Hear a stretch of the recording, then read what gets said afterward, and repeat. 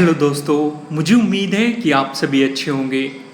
दोस्तों, हम बचपन में एक दूसरे से एक सवाल ज़रूर पूछते थे कि बताओ मुर्गी पहले आई कि अंडा। कुछ लोग बोलते थे कि अंडा पहले आया। उसके बाद हम पूछते थे कि अंडा किसने दिया। कुछ लोग बोलते थे कि मुर्गी पहले आई। तब हम उनसे पूछते थे कि मुर्गी भी तो अंडे से ही निकली होगी। इस सवाल को लेकर सिर्फ हम ही परेशान नहीं थे, बल्कि वैज्ञानिक भी परेशान थे। लेकिन अब वैज्ञानिकों ने इस सवाल का हल निकाल लिया है। वैज्ञानिकों ने रिसर्च के दौरान पता लगाया कि अंडे का खोल तैयार करने के लिए जिस प्रोटीन की ज़रूरत होती है वह सिर्फ और सिर्फ मुर्गी के अंडाशय में पाया जाता है।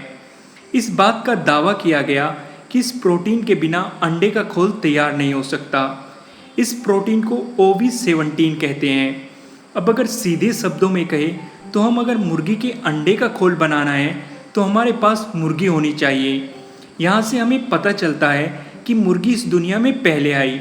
अब एक सवाल और भी उठता है कि अगर अंडा मुर्गी से आया है तो मुर्गी कहाँ से आई है। इसके लिए वैज्ञानिकों ने बताया कि सालों पहले मुर्गी जैसा पक्षी था, लेकिन वह पूरी तरह से मुर्गी नहीं था।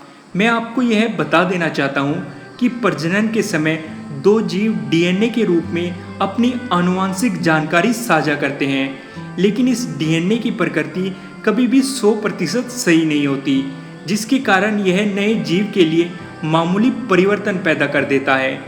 जब इसी तरह हजारों पीढ़ी के DNA में छोटे छोटे बदलाव होते हैं तो वह एक नई नस्ल का निर्माण करते हैं, यानी कि मुर्गी से मिलती जुलती नस्ल, जिसे हम प्रोटो चिकन कह सकते हैं।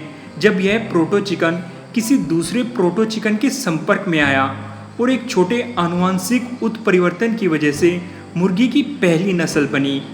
इस मुर्गी के अंडाशय में OV17 नाम का प्रोटीन था, जिससे अंडे के खोल का निर्माण हुआ। इसके बाद मुर्गी से अंडा आया। सब्सक्राइब करते समय बेल आइकन जरूर दबा देना। ऐसा करने से आप मेरी आने वाली वीडियोस का नोटिफिकेशन सबसे पहले पा सकेंगे।